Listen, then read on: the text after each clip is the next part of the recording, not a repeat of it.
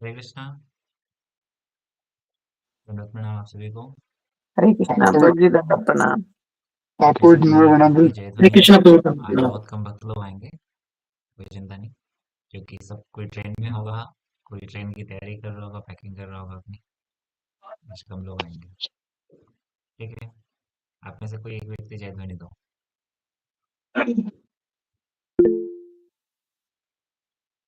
कौन है? गौरव झा। कौन है प्रभु जी? गौरव झा। हरे कृष्ण प्रभु जी, दंडवत प्रणाम। हरे कृष्णा जी। आप जय ध्वनि दो प्रभु जी।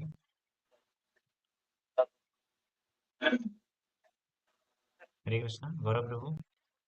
हरे कृष्ण प्रभु जी, मैं समझ रहा हूँ, गौरव मेरा भांजा का नाम है। आवाज से नहीं आती। ठीक है, संजीव प्रभु जय ध्वनि दो। अलग मतलब जो आप हो जाते हो ना, एक तो वाया गलत है या वाया हरे कृष्णा। फुल एक ऑफिस में ही है, यहाँ पे ऑफिस में कॉल कर लो। बहुत जी प्रभु, आप नहीं सुन पा रहे मुझे। क्या रखो ट्रांजिशन नेक्स्ट रजनी माता जी। हरे कृष्णा जय ध्वनि याद किया? रजनी सैनी नरम। हरे कृष्णा जी प्रभु जी। जय ध्वनि याद किया? जी प्रभु जी। जय ध्वनि याद किया आपने? सॉरी, जय ध्वनि याद किया? जय ध्वनि थोड़ा सा थोड़ा थोड़ा, पूरा कब करोगे? ठीक है। किसने अब अच्छे से याद किया है? जो पुराने भक्त लोग हैं तो जैसे उमा माता, ये लोग तो बहुत अच्छे से याद कर रखे होंगे। जो नए लोग हैं वो बताओ, किसने अभी जल्दी जल्दी में याद किया? ये भी पुराने लोग ही हैं, संचित प्रभु। क्या नाम है इनका? आ, बोलो भाई, 9 बज गए, अभी तक बोल देना था। कोई एक व्यक्ति अपने से म्यूट अनम्यूट खुद कर बोलो।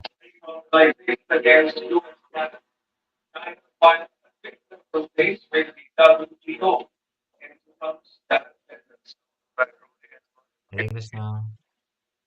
मेरी आवाज जा रही है आप लोग को? प्रभु जी मैं बोलूं? हाँ बोलो बोलो बोलो। सब सो रहे हैं, बाकी सभी को म्यूट कर दो। जो भी यहाँ पे एडमिन में है म्यूट कर दो सभी को। जी। नमो विष्णुपाद षोडश श्रीमद भक्ति वेदांत माधव गोस्वामी महाराज की जय। नमो विष्णुपाद षोडश श्रीमद भक्ति वेदांत श्रीधर गोस्वामी महाराज की जय। नमो विष्णुपाद अशोतर्ष श्री श्री भक्ति वेदांत नारायण गोस्वामी महाराज की जय।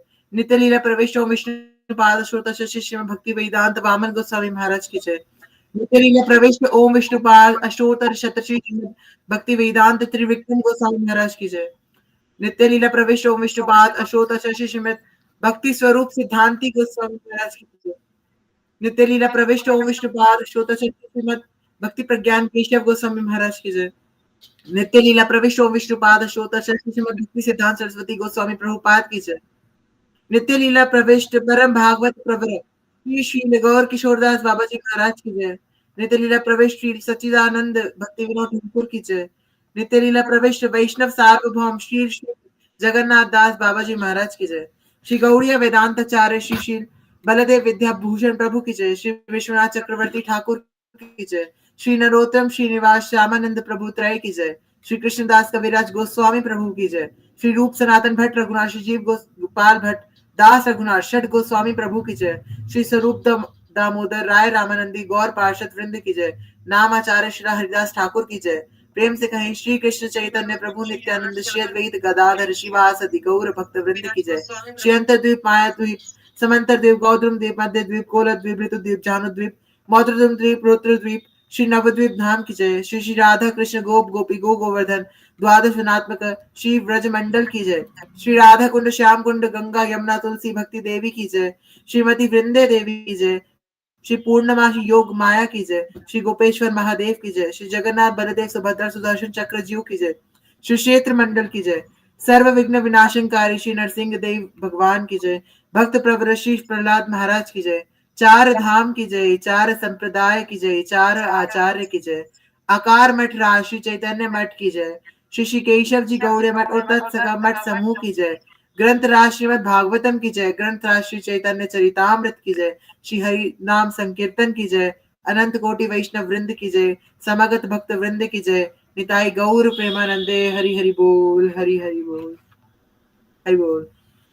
अच्छा, बाकी सभी शांति से बैठे रहो, म्यूट करके, कैमरा बंद करके, सुखपूर्वक। मैं सबको बोल रहा था जय ध्वनि कोई दो, कोई बात नहीं, नेक्स्ट सेशन में देखेंगे। आज तो कम लोग ही आ रहे हैं, 35। ठीक है, प्रारंभ करते हैं। वंदे गुरुपदद्वन्द्वं भक्तवृन्दसमन्वितं श्रीचैतन्यप्रभुं वन्दे नित्यानन्दसहोदितं श्रीनन्दनन्दनं वन्दे राधिका चरणद्वयं गोपीजनसमायुक्तं वृन्दावनमनोहरम् श्रीकृष्णचैतन्यप्रभुनित्यानन्द श्री अद्वैत गदाधर शिवसदि गौरभक्तवृन्द हरे कृष्ण कृष्ण कृष्ण हरे हरे हरे राम राम राम हरे हरे। सर्वप्रथम मेरे गुरुपाद पद्म ओम विष्णुपाद अष्टोत्तर शतशिशों भक्ति वेदांत श्रीधर गोस्वामी महाराज जी के भजनों कमलों में दंडवत प्रणति ज्ञापन करता हूँ। तत्पश्चात परम गुरुवर्ग नित्य लीला प्रविष्ट ओम विष्णुपाद अष्टोत्तर शतशिशों भक्ति वेदांत श्री नारायण गोस्वामी महाराज जी नित्य लीला प्रविष्ट ओम विष्णुपाद अष्टोत्तर शतशिशों भक्ति श्लोक सिद्धांत गोस्वामी महाराज जी के चरण कमलों में दंडवत प्रणति ज्ञापन करते हुए उनसे हेतु की कृपा प्रार्थना करता हूँ। सपार्षद सपरिकर श्री प्रभुपाद सचिनंदन श्री गौर हरि श्री राधा विनोद बिहारी जी जय युक्त हूँ। आप सभी उपस्थित वैष्णव वैष्णवी सभी को दंडवत प्रणति। हरे कृष्ण। लास्ट जो क्लास हुई थी सबको अच्छा लगा था। लास्ट क्लास तीसरे श्लोक की कुछ बहुत सिंसियर भक्त लोग हैं, उन्होंने मुझे कंप्लेन किया कि प्रभु जी मुझे लग रहा है कि आप पे मतलब छोड़ के भाग रहे हो, आपको ऐसा लग रहा है कि हम लोग सीख नहीं रहे हैं इसलिए आप जल्दी जल्दी करा रहे हो। कहने का तात्पर्य कि जैसे पहले और दूसरे श्लोक में आप लोगों ने बहुत कुछ सीखा, बहुत सारे अलग अलग शास्त्रों से कई सारे प्रमाण देखे, श्रीमद् भागवतम भगवद गीता और भी दूसरे दूसरे स्थानों से देखा। लेकिन तीसरे श्लोक में मैंने जानबूझ करके कुछ नहीं कराया कि आप लोग पहले दो के कर लो उसके बाद देखेंगे। लेकिन कुछ इसमें बहुत सिंसियर लोग हैं, उनको ये चीज़ कमी लगी कि शायद इसमें भी होना चाहिए था। ठीक है, यदि आप लोग को लगता है और ठीक से याद करोगे तो हम और भी अच्छे से करेंगे। ठीक है, लेकिन उसके लिए आप लोग को पार्टिसिपेट करना पड़ेगा। ऐसा नहीं कि मैं इधर आवाज़ लगाया जा रहा हूँ आवाज़ लगाया जा रहा हूँ और आप उधर से रिस्पॉन्ड ही नहीं कर रहे हैं। ठीक है, कोई नहीं। गुरु जी आ चुके हैं यहाँ पे नवद्वीप में। आज शाम के सेशन में कोई मीटिंग है तो शायद पता नहीं आएंगे या नहीं, लेकिन जैसे ही मैं नवद्वीप जाऊंगा तो हर दिन जब मेरी क्लास होगी तो उसमें गुरुजी को जरूर ले आऊंगा। ठीक है, और उसके बाद आगे से रेगुलर आएंगे, वो हर सेशन में आएंगे क्योंकि अभी अगले 3-4 महीने तक कोई विदेश का कोई ट्रिप नहीं है। ठीक है, तो आते रहेंगे। फिलहाल के लिए अभी तीसरा श्लोक मुझे एक व्यक्ति कोई भी थोड़ा सा समराइज करो, फिर उसमें हम आगे बढ़ते हैं। आज ज़्यादा कुछ नहीं नया नहीं करेंगे क्योंकि कम लोग आ रहे हैं इसलिए, और पिछली चीज़ें रिवाइज करेंगे। ठीक, जिससे कि आप लोग जाओ और जो लोग नवद्वीप धाम में जा रहे हैं जरा उनसे चर्चा करेंगे अंत में कि वो लोग क्या नवद्वीप के बारे में कुछ जान रहे हैं, कुछ बोल सकते हैं। क्योंकि आप लोग जाओगे वहाँ तो निश्चित है कि जो लोग इधर नामहट्ट में सीख रहे हो, क्योंकि गुरुजी मीटिंग्स में आके देख के जाते हैं कौन लोग हैं, कितने लोगों ने ज्वाइन किया, क्या किया या कौन कौन आ रहे हैं, तो वो निश्चित रूप से कहेंगे कुछ बोलो, क्या बोलोगे। ठीक है, इसलिए जो लोग नवद्वीप धाम में जा रहे हैं उनसे एक बार बातचीत करेंगे। ठीक, कि वो कुछ तैयार कर लें किसी किसी विषय पे। धाम की महिमा, नाम की महिमा, बहुत कुछ है, बहुत सारी चीजें हैं, किसी एक स्थान की महिमा। ठीक है, ऐसे करके बहुत कुछ है। ठीक, चलो श्लोक कौन सुनाएगा आप में से? प्रभु जी उमंग है मैं क्या बोलूं? इधर? मैं बोल दूं प्रभु जी। हाँ हरे कृष्ण प्रभु जी दंडवत प्रणाम। प्रभु जी मैं सुनाऊं? सब सुनाओ। ऐसा होना चाहिए, अभी थोड़ी खुशी करिए, सब हाथ उठा रहे, ठीक है। अभी आज जो श्लोक है इसमें से कोई नया व्यक्ति सुनाओ जो रेगुलर मतलब दिखते नहीं है, जैसे कि किससे पूछो, रमा माता, रमा सोया। माता जी आपको उपदेशामृत के विषय में पता है? आपने श्लोक याद किए, पिछली क्लासेस देखी? रमा माता नहीं है। हरे कृष्णा प्रभु जी, मैंने पिछली क्लास में ज्वाइन की नहीं है, मुझे ना रिकॉर्डिंग भी चाहिए थी, अगली बार से मैं तैयारी करूंगी, अभी मुझे ना इतना वो नहीं है, पता नहीं। अच्छा ठीक है। संजीव ठीक है प्रभु आप तीसरा श्लोक सुना सकते हो? नहीं है अवेलेबल। मैं और किससे पूछूं? ये लोग तो याद किए हुए हैं ना, जो हाथ उठाए इन्होंने तो याद किया है, ये सिंसियर लोग हैं, इनको याद ही होगा। ठीक है। अभिषेक कुमार, अभिषेक प्रभु कौन है ये? हरे कृष्ण प्रभु जी, दंडवत प्रणाम। दंडवत प्रणाम प्रभु जी। आप तीसरा श्लोक सुना सकते हैं?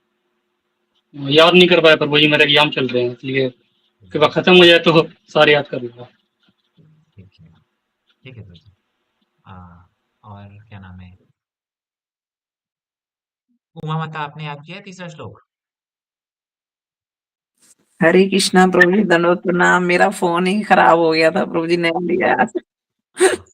ठीक है। मैं फोन मतलब कल कल हाँ? सुना दूंगी आपको पक्का। कल आप नवद्वीप जन नहीं जा रहे हो? मैं बहू को भेजा है प्रभु जी, मेरी तबीयत डाउन हो रही है, टाइफाइड हो गया मेरे को, और इनकी भी तबीयत खराब है। ठीक है, ठीक है। श्रीकांत प्रभु जी से हवन वगैरह कराया था ना, इनको हाँ कुछ हाँ, किसी ने शॉप पे हमारे कुछ कर दिया है, अच्छा तो अच्छा, ठीक, वो दिक्कत हो रही है अभी।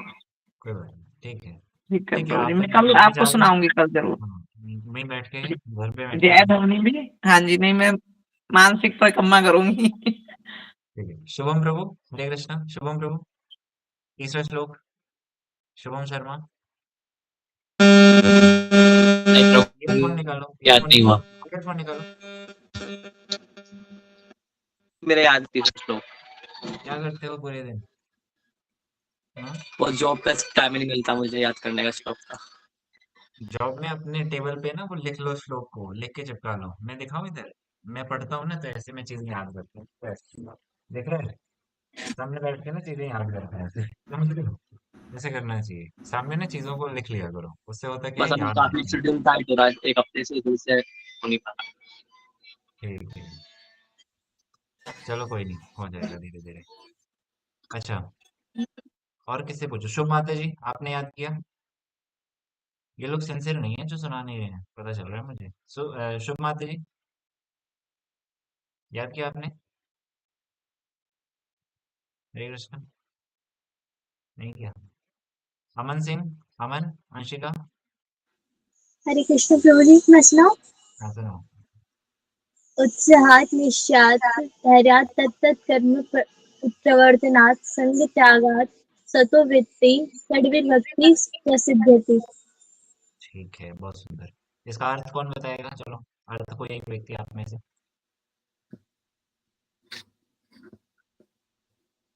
हरे कृष्णा प्रभु जी, दंडवत प्रणाम। धन्यवाद, नाम बताएं अर्थ।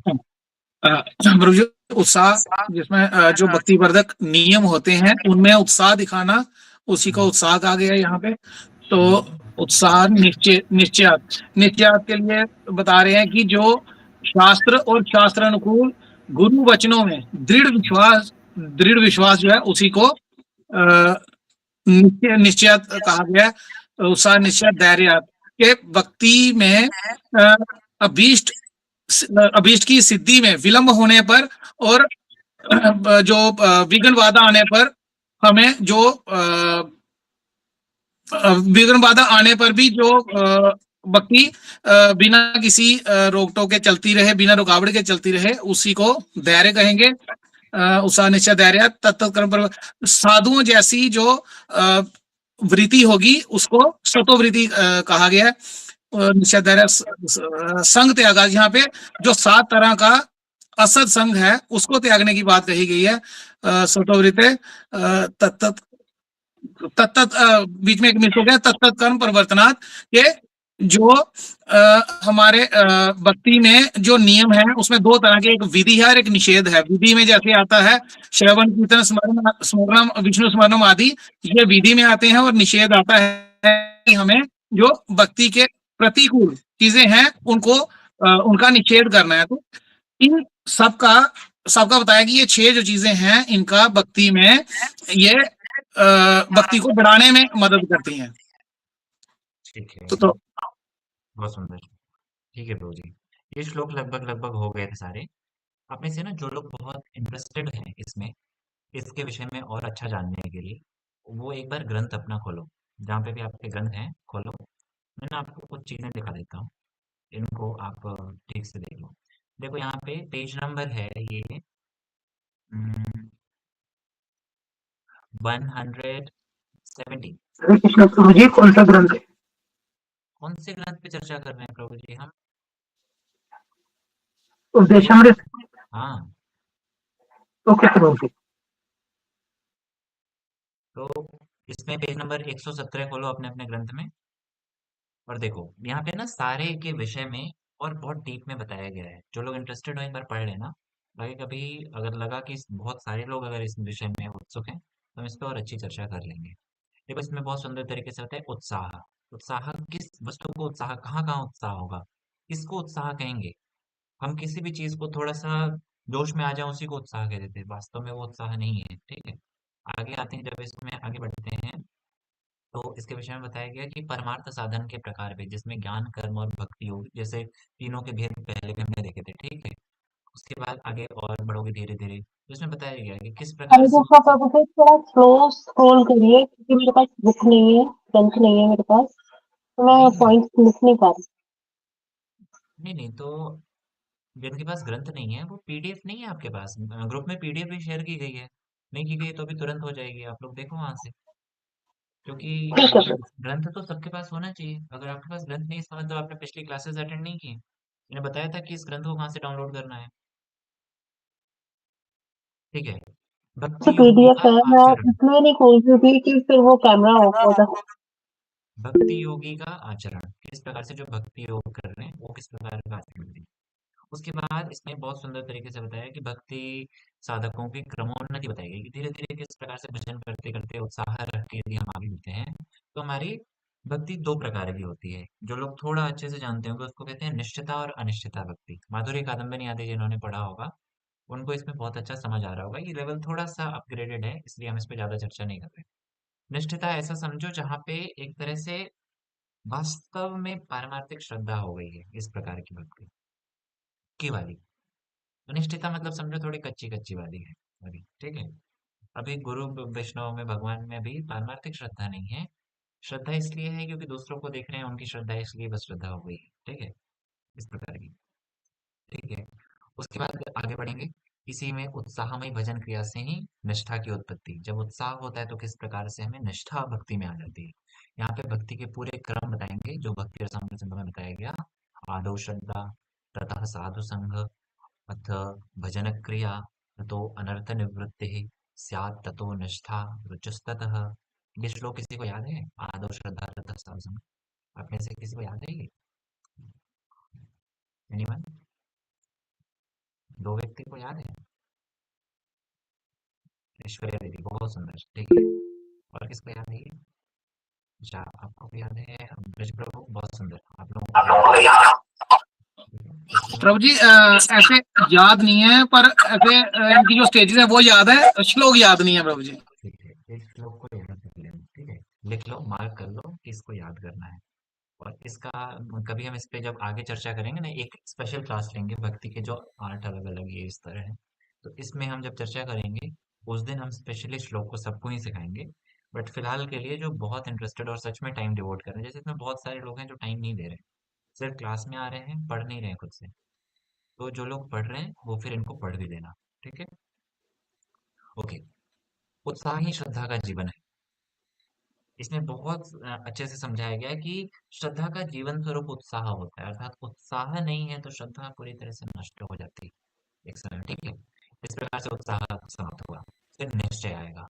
निश्चय में भी बताया कि निश्चयात्मा और संशयात्मा दो प्रकार से, जिसमें भगवान ने श्रीमद् भगवद गीता में जैसे बताया कि किस प्रकार के दो लोग होते हैं। इसमें दशमूल आदि के बहुत सुंदर सुंदर तत्व हैं। निखिल प्रभु, आप ये चीजें समझ पा रहे होंगे। हरे कृष्णा। निखिल प्रभु, श्रेया दीदी हैं यहाँ पे, अमन प्रभु, आप लोग समझ सुन रहे हो मुझे? है या नहीं है इधर? निखिल नहीं है, अभी तो थे थोड़ी देर पहले। ठीक है, कहीं चले गए होंगे। तो जो लोग इसको समझ पा रहे हैं अच्छी बात है, जो नहीं समझ पा रहे हैं, हम अगर आप लोग इंटरेस्टेड होगे और कहोगे तो हम इस पर विशेष चर्चा करेंगे। ठीक, एक बार आपको सार सार में दिखा देता हूँ कि इसमें क्या क्या चीजें हैं। इतना तक कि जब हम निश्चय में आते हैं तो यहाँ पे अचिंत्य भाव और चिंत्य भाव दोनों बताया जाएगा, जिसमें कि किस प्रकार से भेद अभेद दोनों विषयों की चर्चा होगी। जो बहुत सिंसियर लोग हैं वो थोड़ा बहुत रिलेट कर पाएंगे इसमें। ठीक है, ऐसे करके उत्साह निश्चय, फिर आगे चलेंगे आप तो इसमें धैर्य की चर्चा आएगी। धैर्य के बाद तत्कर्म प्रवर्तन में क्या क्या चीजें हैं, ऐसे करके ना बहुत सुंदर तरीके से यहाँ पे चीजें बताई गई हैं। ठीक है, आप लोग एक बार देख लेना ग्रंथों को, जहाँ नहीं समझ आएगा वहाँ पूछना। ठीक है,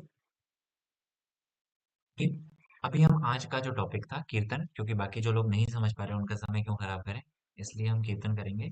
और जिनको समझ आ रहा है या समझने के इच्छुक हैं वो एक बार इसको पढ़ लेंगे। पेज नंबर 117 से ग्रंथ में है, एक बार पढ़ना।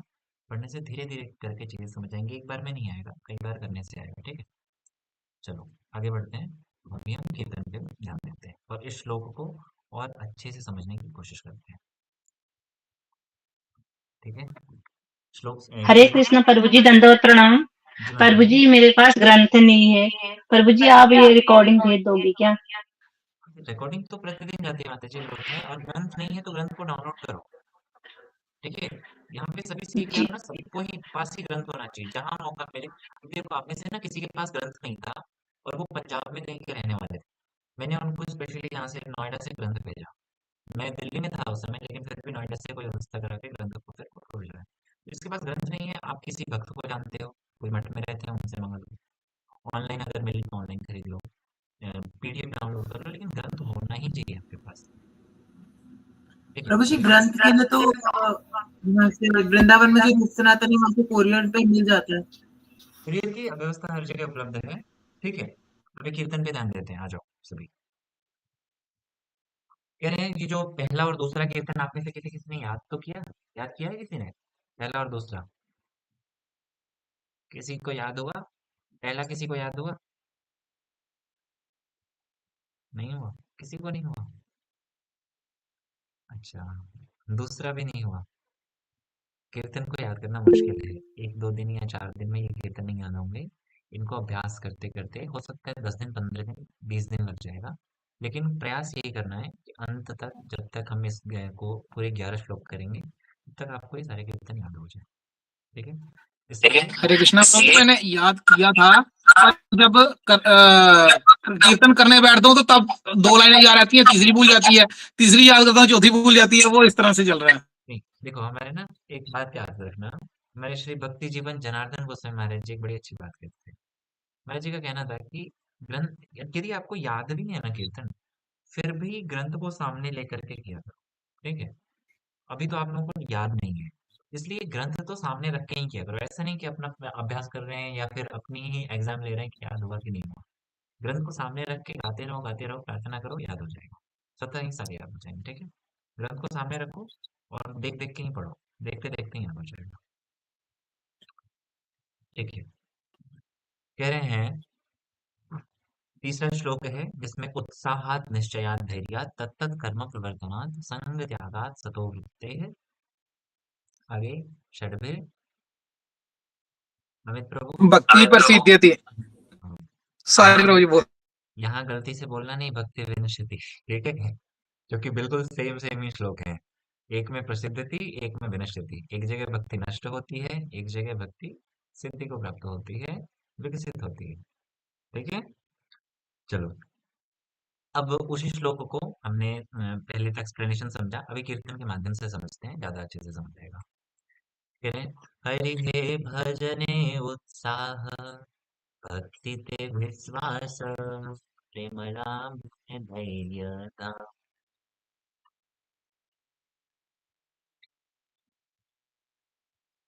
तिते विश्वास प्रेम लाभे धैर्य धाम भक्ति अनुकूल प्रवर्तन भक्ति अनुकूल कर्म प्रवर्तन असत्संग विसर्जा प्रेम लाभे धैर्य धाम। समझ आया? एक ही श्लोक में बात समझा दी। कैसे कह रहे हैं? एक स्टैंजा में ही कह रहे हैं, भजने उत्साह भक्ति ते विश्वास प्रेम लाभे धैर्य धन भक्ति अनुकूल कर्म प्रवर्तन असत संग विसर्जन। कि प्रभु आपसे प्रार्थना है कि भजन में हमें उत्साह प्रदान करें। किसी भी प्रकार से हमारा भजन करने में, भजन से तात्पर्य क्या है? भजन से कहते हैं, भज जो शब्द है संस्कृत में ना, ये शब्द भजन शब्द संस्कृत का शब्द है, ठीक है। ये सारा हिंदी का मतलब तद्भव शब्द नहीं, तत्सम शब्द है। जो तत्सम शब्द होते हैं ये किसी न किसी धातुओं से बने होते हैं। तो यहाँ ना भज धातु एक आती है, उसको सेवा के उद्देश्य में यूज करते हैं, ठीक है। किसी सेवा की जो क्रियाएं हैं उनमें भज धातु को यूज करते हैं। भजन से तात्पर्य ऐसा नहीं कि करताल लेके कीर्तन करना, देखते ना भजन कीर्तन, वो वाला भजन कीर्तन नहीं है। यहाँ भजन से तात्पर्य सेवाओं में हमारा उत्साह हो। यद्यपि ये कीर्तन भी यदि भगवान की प्रीति के लिए है तो ये भी सेवा है, लेकिन भजन से तात्पर्य हर प्रकार की जो भगवान की सेवाएं हैं उन सब में हमारा उत्साह बढ़े। प्रभु से प्रार्थना करते हैं ऐसे। और भक्ति ते विश्वास, दूसरा क्या था? उत्साहात निश्चयात। विश्वास मतलब निश्चय का नाम ही विश्वास था, याद है? कह रहे हैं कि प्रभु और क्या हो? भक्ति ते विश्वास, भक्ति में हमारा विश्वास हो। हमारा भक्ति में विश्वास होने का तात्पर्य क्या है? कहते हैं भक्ति का जो मेरुदंड है वो है गुरु निष्ठा। अर्थात भक्ति में विश्वास होना मतलब गुरुदेव में विश्वास होना, वैष्णव में विश्वास होना, भगवान में विश्वास होना, ऐसा तात्पर्य है। कह रहे हैं भजने उत्साह भक्ति ते विश्वास प्रेम लाभे धैर्य धन। और प्रेम को प्राप्त करने के लिए, प्रेम लाभ करने के लिए हमें धैर्य रूपी धन की आवश्यकता है। कोई वस्तु प्राप्त करनी हो, कुछ खरीदना हो, कुछ पाना हो, उसके लिए कुछ तो लगता है ना, कोई चीज तो उसके बदले में आपको चाहिए, विनिमय में। तो जो प्रेम रूपी धन है, इस प्रेम को प्राप्त करने के लिए, प्रेम लाभ करने के लिए धैर्य रूपी धन चाहिए, पेशेंस चाहिए। और पेशेंस कैसा वाला? तो फिर वही याद करो, वो तीनों चीज एक साथ, उत्साह निश्चय के साथ धैर्य होना चाहिए। सिर्फ धैर्य ऐसा नहीं कि धैर्य है ठीक है, मिलेगा मिलेगा, नहीं मिलेगा हमारा क्या जाता है, नहीं। उत्साह पूर्वक सेवा करनी पड़ेगी और इस बात का विश्वास रखना पड़ेगा कि मिलेगा, तब जाकर के मिलेगा, ठीक है। ऐसा नहीं कि हम कुछ नहीं करेंगे और मिलेगा इसलिए मिलेगा, बस धैर्य है हमें, ठीक है, ऐसा नहीं, ठीक। भजने उत्साह भक्ति ते विश्वास प्रेम लाभे धैर्य धन। प्रेम को प्राप्त करने के लिए धैर्य रूपी जो धन है वो। आगे कह रहे हैं भक्ति अनुकूल कर्म प्रवर्तन। इसको आप ऐसे भी याद कर सकते हो, षडंग शरणागति में इस बात को कहते हैं। किसी को कीर्तन याद है जहाँ पे षडंग शरणागति में यही शब्द आता है?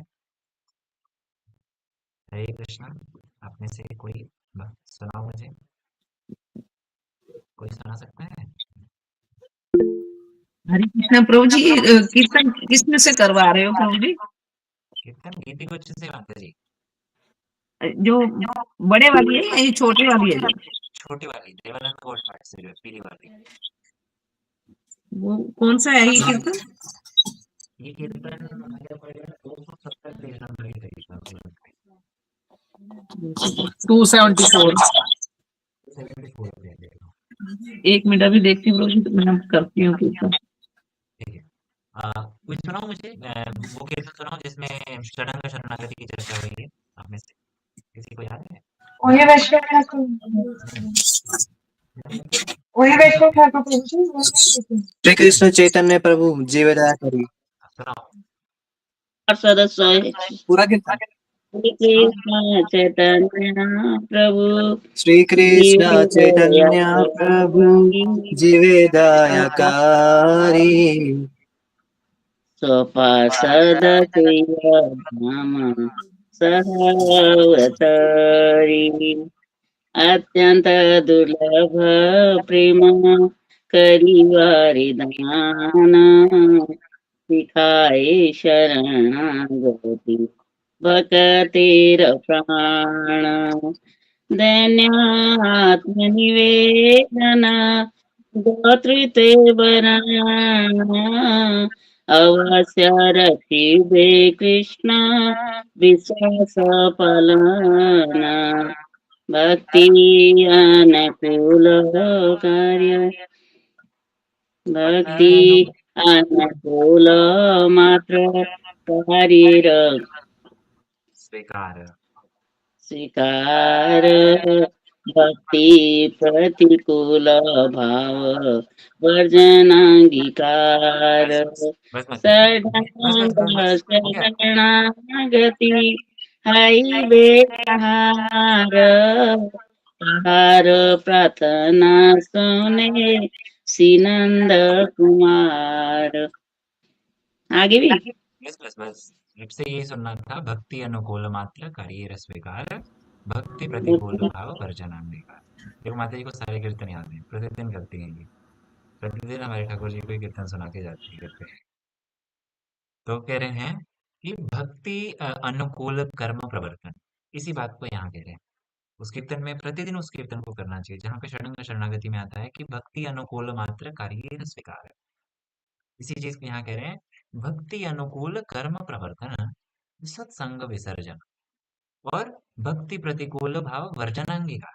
जो भक्ति के प्रतिकूल है उसका वर्जन करना अर्थात उसको छोड़ना, त्यागना, उसी को यहाँ कह रहे हैं सत्संग विसर्जन। विसर्जन मतलब क्या होता है? किसी चीज का विसर्जन कर देना मतलब छोड़ देना, त्याग देना। कह रहे हैं कि असत संग जो है अर्थात भक्ति के जो प्रतिकूल है, भक्ति प्रतिकूल भाव वर्जनांगीकार और भक्ति अनुकूल मात्र कार्य रस विकार। उसका तात्पर्य है यहाँ पे कि भक्ति अनुकूल कर्म प्रवर्तन। सिर्फ ये दो चीज हमारे जीवन में आ जाए ना, बाकी सारे अपने आप आ जाए, ऐसा समझो। कह रहे हैं कि प्रभु हमारे को कौन से गुणों से गुणित करो आप? तो कह रहे हैं कि भक्ति अनुकूल कर्म प्रवर्तन असत संग विसर्जन। हमारे अंदर जो असत्संग है उनका विसर्जन कर दो, विसर्जित करा दो उन्हें। और भक्ति के जितने अनुकूल कर्म हैं उनका प्रवर्तन, प्रवर्तन अर्थात प्रत्यावर्तन करते हो हमारे जीवन में, वो हमारे आचरण में आए। ठीक, आगे बढ़ते हैं।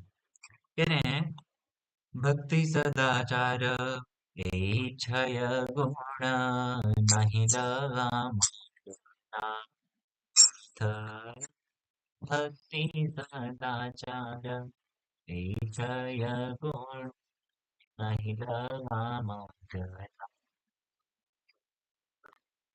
के मन भजीब तोमार चरण के मन भजीब तोमार चरण छाड़िया माया रस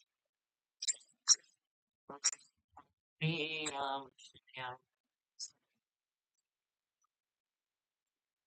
कितनी सुंदर बात कह रहे हैं। कह रहे हैं भक्ति सदाचार यही 6 गुण। एक छूट रहा था ना, 5 तो हो गए थे, एक रह रहा था। कौन सा?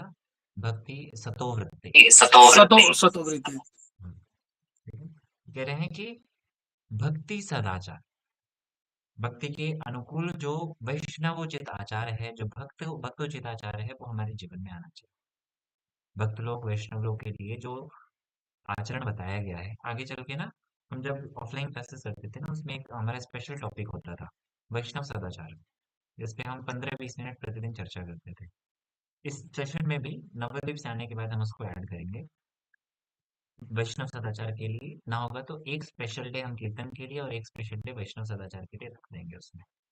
और एक दिन में हम जो भी ग्रंथ कर रहे होंगे उसको करेंगे और कोशिश करेंगे क्लास की टाइमिंग को 1 घंटा 10 मिनट भी कर दें, 1 घंटा 15 मिनट कर दें और बाकी के 15 मिनट क्वेश्चंस लेकर के हो जाएगा करीब 1.5 घंटे की क्लास। ऐसा प्लान किया है कि 3 दिन में 3 अलग अलग चीजें, क्योंकि वैष्णव सदाचार बहुत आवश्यक है। ठीक है, कह रहे हैं कि भक्ति सदाचार यही 6 गुण, कि ये जो 6 गुण हैं जिनके बारे में आपने बताया, उत्साह, निश्चय, धैर्य, तत्त कर्म प्रवर्तन, संग त्याग, सतोवृत्ति। तो इसमें बताया गया कि संग त्याग और सतोवृत्ति, तो संग त्याग तो ऊपर हो गया। सतोवृत्ति जो है अर्थात भक्ति का सदाचार, ये जो 6 गुण है प्रभु, नाहिला अमरनाथ, प्रभु ये मुझे हुए नहीं, प्राप्त नहीं हुए, ये 6 गुण मेरे में है नहीं। तो कह रहे हैं कि अगर ये 6 गुण हमारे में नहीं है तो इसी से एक चीज समझो। कह रहे हैं केमाने भजीब तुम्हारा चरण छाड़ी या माया रसा। इस पंक्ति से एक चीज समझ आएगी कि ये केमने भजीब अर्थात किस प्रकार से मैं भजन करूंगा। तुम्हारा चरण, आपके चरणों का, अर्थात भगवान आपका प्रभु, हम किस प्रकार से भजन करेंगे। छाड़ी या माया रसा, माया का साथ छोड़ करके, माया के संग से बाहर निकल के, माया के जो जाल है, जो प्रकोप है, उससे बाहर निकल करके हम आपका भजन कैसे कर पाएंगे यदि ये 6 गुण हमारे में नहीं है। इस चीज को समझो। यदि ये 6 गुण नहीं है तो फिर हम वास्तव में भजन नहीं कर सकते। आप लोग देखो किसके अंदर कितने गुण हैं, मुझे तो अपने अंदर अभी एक भी दिख नहीं रहे हैं, लेकिन आप लोग भी देखो, क्योंकि ये उपदेशामृत ग्रंथ है सेल्फ इवेल्युएशन का, खुद को इवेल्युएट करने का। कह रहे हैं कि ये जो चीजें हैं ना, कि मने भजीब तुम्हारे चरण छाड़िया माया रसात, इस साफ साफ कह रहा है कि अगर हमारे अंदर ये 6 गुण नहीं है, और सिर्फ 6 गुण ही नहीं, साथ के साथ वो 6 दोष हमारे से गए नहीं, वो 6 वेगों पे हमारा दमन नहीं हुआ, और आगे आने वाले जो 6 सत्संग है वो हमें आए नहीं, कह रहे हैं फिर भजन नहीं कर सकते हम। इसीलिए उपदेशामृत को भक्ति का द्वार बताया जाता है। आप में से कितने लोग ये बताओ, अभी गुरुजी की जो गौड़ीय रसामृत पे कथा आ रही है उसको सुनना शुरू की, नवद्वीप धाम की जो कथाएं आ रही है कौन कौन सुन रहा है। आप लोग उसमें भी सुने होंगे उपदेशामृत की बहुत सारी चर्चा गुरुजी कर रहे हैं, सुना है या नहीं। आप कोई बताओ, गुरुजी ने कई सारी चर्चाएं की हैं इस विषय में, उपदेशामृत के विषय में। नवद्वीप की जो अभी कथाएं आ रही हैं, अभी जो सीरीज चल रही है उसमें भी कोई बता सकता है क्या क्या विषय में गुरुजी ने बोला उपदेशामृत के लिए। निखिल प्रभु। हरे कृष्ण प्रभु जी। हरे कृष्ण। सुनो। हाँ, उसमें मतलब गुरु जी ये बता रहे हैं कि जैसे जो वृंदावन धाम है वो माधुर्यमय धाम है, और जो नवदीप धाम है वो अवदार्यमय धाम है। तो जो वृंदावन धाम है उसमें अपराध को देखा जाता है। अगर थोड़ा सा भी अपराध है तो वृंदावन धाम में प्रवेश नहीं कर सकते। लेकिन अगर नवदीप धाम में अपराध भी है तो थोड़ा साधन करके और महाप्रभु जी का शरण लेके हम उस धाम में जा सकते हैं। तो अब वहां पे करनी कैसे भक्ति, वहां पे भक्ति 2 तरीके से करनी है, पहले शांत रस में, फिर दास्य रस में, और फिर विषम में दास्य रस में। अब शांत रस में व्यक्ति आएगा कैसे, उसके लिए उपदेशामृत का पहला श्लोक है। जब पहला श्लोक जो है हमारा, उसको हम फॉलो करेंगे तो उससे क्या होगा, देहात्म बुद्धि दूर होगी। जब देहात्म बुद्धि दूर होगी तो क्या होगा, जितने भी अपराध हैं, अनर्थ हैं, वो सब अपने आप दूर हो जाएंगे। अभी अपराध अनर्थ इसलिए हो गए क्योंकि वो देहात्म बुद्धि है। तो यही गुरुदेव ने समझाया था। अगर उपदेशामृत, मानव शिक्षा और हमारी उसके बाद सनातन शिक्षा रूप शिक्षा, ये फॉलो करते करते करते जो है धीरे धीरे शांत भाव से, मतलब महाप्रभु को हम भगवत तत्व मानेंगे, फिर दास्य भाव से महाप्रभु को भगवत तत्व मानेंगे, और फिर विषम में दास भाव से जब उनकी सेवा करते करते वृंदावन धाम की ओर जाएंगे। ये बताएं। बहुत सुंदर, बहुत अच्छा। देखा, ध्यान से सुनने का ही होता है। प्रभु जी बहुत ध्यान से कथाएं सुन रहे हैं। अभी जो इन्होंने बताया एज इट इज, गुरुजी ने यही चीजें कही हैं। 2 दिन पहले की जो कथा है, अर्थात परसों की शायद ये कथा है, परसों या कल वाली है शायद। आज वाली में भी कुछ बातें कही हैं। कोई इससे हट के बताओ, गुरुजी ने कुछ और भी कहा है उपदेशामृत के विषय में, और भी कुछ चीजें कही हैं, आप में से कोई बताओ। एक चीज तो ये भी है ना, उसमें बताया हुआ है कि जो आपने बोला था तीसरा श्लोक अगर कोई आचरण करेगा तो पहले वाले जो 6 दोष और जो वो है वो ऑटोमेटिकली चले जाएंगे। ये जो उसमें 1-1.5 मिनट वाला जो आता है उसमें भी ये चीज आई थी। ठीक है, गुरुजी ने कुछ और भी चीजें बताई हैं इस विषय में, इस ग्रंथ में, मतलब पिछले 2-3 दिनों की कथाओं में। यद्यपि वो कथाएं बहुत पुरानी है, 10 साल कैसे कह रहा हूँ मैं, 20 साल पुरानी कथाएं हैं वो, और शायद 92 के करीब की वो कथाएं हैं, मतलब 30 साल पुरानी कथाएं हैं। लेकिन उसमें बहुत अच्छे से एक चर्चा और भी आई। एक छोटी सी बात मैं बता देता हूँ, आप लोग ध्यान से कथाओं को सुनो, आपसे सभी से प्रार्थना है। कह रहे हैं कि उसमें बता रहे थे कि देखो, ब्रज में भी जब कृष्ण ने लीलाएं करी ना, तो उस समय भी ये सारे परिकर थे, ललिता, विशाखा, रूप मंजरी, रति मंजरी आदि थे, लेकिन इनमें से किसी के पास कोई समय नहीं था। लेकिन जब वही महाप्रभु ऐसे औदार्य स्वरूप हैं, इतना औदार्य, इतना उदारता है महाप्रभु में, इतने कृपालु हैं कि वो जब अपने परिकरों के साथ हैं तो उन्होंने ये उपदेशामृत, शिक्षाष्टक जैसी वस्तु, राय रामानंद संवाद आदि, रूप शिक्षा, सनातन शिक्षा, ये सब कुछ प्रकाशित किया, सब कुछ दिया। कृष्ण ने कोई ऐसी व्यवस्था नहीं की कि हम उनके धाम में, हम उनकी सेवा में नियुक्त हो पाए। कृष्ण ने कोई ऐसी व्यवस्था नहीं की। लेकिन कृष्ण जब महाप्रभु के रूप में आए और महाप्रभु ने ये सारी व्यवस्थाएं, सारी अरेंजमेंट की हमारे लिए, ठीक है। ध्यान से कथाओं को सुनेंगे तो ये चीजें जो यहाँ हम क्लास में कर रहे हैं वो और अच्छे से समझ आएंगी, ठीक है। चलो, तो कह रहे हैं कि केमन ने भजीब तुम्हारा चरण छाड़िया माया रसा, कि प्रभु अब यदि हम ये चीजों को छोड़ नहीं पाए तो फिर हम आपका भजन कर नहीं सकते। हमारी स्थिति कैसी है उस पर चर्चा कर रहे हैं। कह रहे हैं गर्हित आचार्य, किसी का कोई प्रश्न है, कोई हैंड रेज कर रहा है? हैंड रेज करने वाले लोग 10 बजे तक रुको, 10 बजे सबका हैंड रेज सुनेंगे, ठीक है। क्षमा करना, अभी कीर्तन पूरा करना है, फिर एक बार पूरा कीर्तन भी करना है, ठीक है। कह रहे हैं गर्हित आचार्य रहे न मम जी, न करीनो साधु संग। गर्हित आचार्य रहिला मम जी, न करीनो साधु संग।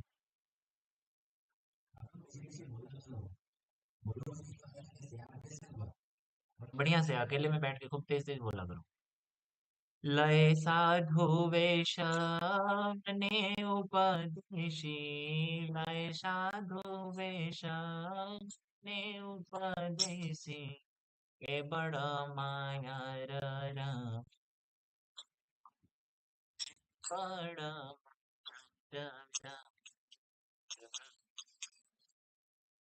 कह रहे हैं कि गर्हित आचार्य रहिला मम जी, ना करीनो साधु संग।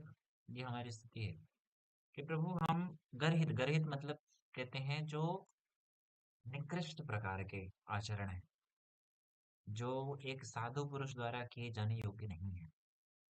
जैसे हर कोई हीन दृष्टि से देखता है ऐसे कर्मों को जो गर्हित पाप कर्म है, पाप युक्त जो है, ऐसे आचरण को हम कर रहे हैं। रही लामा मजी, उसी में हम निमग्न हैं, मज्जित हैं, अपने को उसमें ही नियुक्त करके रखा हुआ है हमने। और ना करीनु साधु संग, और जो साधु आचरण नहीं है उनको तो कर रहे हैं, लेकिन साधु संग नहीं कर रहे हैं, जिससे कि हमारे अंदर ये जो विशेष गुण है, सतोवृत्ति, भक्ति, सदाचार, ये हमारे अंदर किसी भी प्रकार से ये गुण हमारे अंदर आए, हम इस गुण में गुणी हो, इस प्रकार का कोई प्रयास हमारा है नहीं। और तो और साधु संग नहीं करने से हमारी स्थिति क्या है, हमारा चित्त शुद्ध नहीं होता।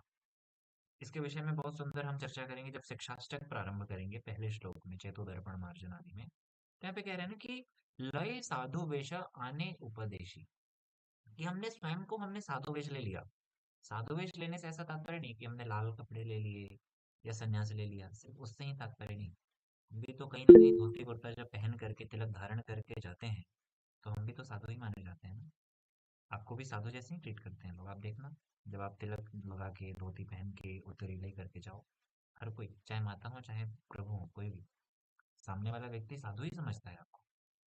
तो फिर ऐसे में लय साधु वेश, ऐसा बिल्कुल नहीं समझना कि ये उन लोगों के लिए जो मठ में लाल कपड़े लेके रह रहे हैं, उनके लिए नहीं, ऐसा बिल्कुल नहीं। लय साधु वेश ये सबके लिए है जिन्होंने भी मस्तक पे तिलक धारण किया, जिन्होंने भी गले में कंठी धारण की, जिन्होंने भी शिखा धारण की। कहते हैं कि आने उपदेशी ये बड़ा माया रंग, कि हम स्वयं को, स्थिति क्या होती है यहाँ पे थोड़ी खोल के चर्चा करते हैं। जब हम भक्ति में आते हैं ना, और आने के बाद क्या होता है, हमारा जो अभिमान है ना वो दमन होता नहीं आसानी से। अब इसमें होता क्या है कि हम लोग कुछ चीजें जान लेते हैं थोड़ी बहुत, वो चीजें जान करके, मैंने इस चीज को अनुभव किया, बहुत सारे लोगों के साथ देखा कि वो बहुत कुछ नहीं जानते, 15-20 साल से भी भक्ति में है, कुछ नहीं पता, लेकिन फिर भी वो दूसरे को उपदेशित कर रहे हैं। ऐसी स्थिति, और दूसरों की नहीं, हमारी भी ऐसी स्थिति। इसलिए स्वयं पे अभी हमें काम करने की आवश्यकता है, अपने ऊपर काम करने की आवश्यकता है। हम किसी अन्य को उपदेश करें उससे पहले हम खुद को देखें कि हम क्या ठीक कर रहे हैं। हम खुद को साधु वेश धारण करके खुद को तो साधु समझ रहे हैं और दूसरों को उपदेश कर रहे हैं। ये बड़ा माया रंग, ऐसा समझो ये माया का बहुत बड़ा एक प्रकार का तमाशा है। माया ने किस प्रकार से सबको भ्रमित कर रखा है कि साधु खुद को साधु समझ करके और खुद साधु आचरण सिर्फ वेश धारण करने मात्र से स्वयं को साधु समझ लिया, अपने आचरण का ठीक ठिकाना नहीं, लेकिन दूसरों को उपदेश जरूर कर रहे हैं। ठीक है, इसलिए कह रहे हैं एह न दसाय अहेतु की कृपा तुमर पाई वह, एह न दसाय अहेतु की कृपा तुमर पाई वह, श्री गुरु आश्रय डाकी बतो माया, श्री गुरु आश्रय डाकी बतो माया, कबे बामी नास्तिक कबे बामी नास्तिक। क्या कह रहे हैं? इन्हें न दसाय अहितु की कृपा तुम्हारा पाई भारी। इसमें एक बड़ी अच्छी चीज है, आप में से किसी को ये कीर्तन याद है? गोपीनाथ आमार उपाय नहीं, किसी ने कीर्तन सुना है आप में से? गोपीनाथ ये जो गोपीनाथ वाले कीर्तन का 3 का एक सेट है पूरा, गोपीनाथ मम निवेदन सुनो, उसी में आ गया था गोपीनाथ हमारा उपाय नहीं। हाँ, बहुत सुंदर। तो इसमें एक चीज आती है, एक लाइन है जिसमें कहते हैं गोपीनाथ तुमित पंडित वर। कोई सुना सकता है इसको? इस लाइन को कोई सुना सकता है? हरे कृष्णा। आप में से कोई भी इसको सुना सकता है क्या? अरे जिन्होंने हैंड रेज किया था कौन कौन लोग थे वो? सुना सकता है कोई? कोई नहीं है। कह रहे हैं कि गोपीनाथ तुम्ही तो पंडित वर, मुढेर मंगल तुम्ही अनवेशी बे, मुढेर मंगल तुम्ही अनवेशी बे, इनसे ना जाने पर।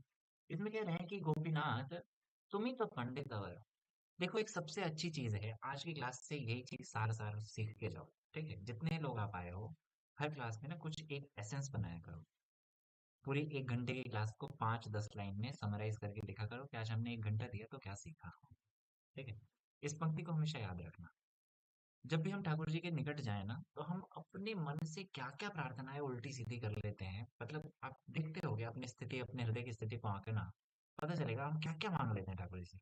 प्रभु ऐसा हो जाए, प्रभु वैसा हो जाए, ये हो जाए तो ऐसा हो जाएगा, वो हो जाए तो ऐसा हो जाएगा। और थोड़ा बहुत यदि भक्ति करने लगे तो फिर आरोप करने लगते हैं, यदि ऐसा करोगे तो मैं आपकी सेवा में ही तो लगाऊंगा, मैं आपकी सेवा ही तो करूंगा, या मैं आपकी सेवा ही तो करूंगी।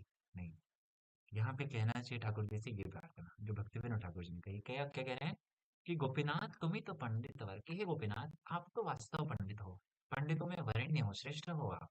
पंडित मतलब ब्राह्मण पंडित कर्मकांडी नहीं, पंडित मतलब होता है विद्वान।